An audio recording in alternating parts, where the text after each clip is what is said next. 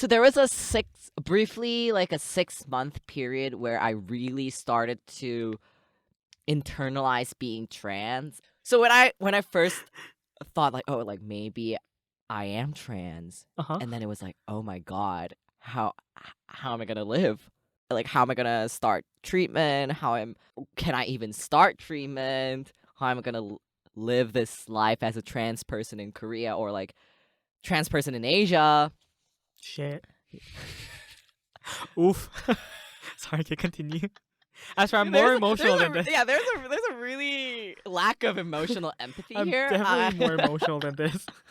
Yeah, but I think in this case it's like really easy to fall into this emotional abyss of being depressed and helpless. Like, what am I supposed to do? Oh, there's nothing I can do about this. Like, this is the end of the world, because that's how I felt. Right.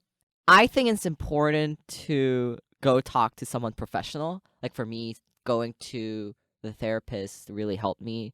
Like, I thought at first like it would not be that helpful, because I thought therapy would just be like, they listen to my stories and they'd be like, yes, you're valid, everything's valid, Your you're emotions important, are valid. you shouldn't die, You matter. don't die. Yeah, I thought that would be it to therapy, Right. but Definitely it wasn't. Like, it was actually enlightening. My therapist is actually very blunt to some extent. Like, when I am just in my, like, wallowing in my own sorrow, he likes to pull me out of it, saying that you're kind of bullshitting yourself.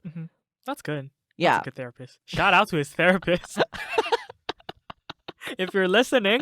Yeah, like when I was feeling anxious and helpless before I started this podcast, like, oh, like, I feel like I'm going an alternative route. I have no one to look up to. Like, I don't know what to do. And he was like, Aster, you're not the only person who started a podcast. He just came for you. Anyways, I digress. So, like, talking to a therapist really helped me. Try to think of a plan.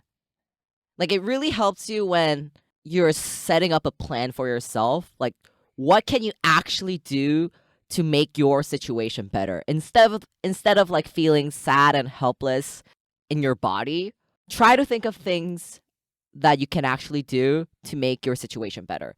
Like, if you start to do something, it doesn't have to be like something big. Like, just like researching online, talking to a therapist, going to a medical clinic. If you start to do something, then you will feel less helpless. And I guarantee that there will be a way, because when I first realized that I was trans, I felt like I would never be able to get the body that I want or like start anything medical.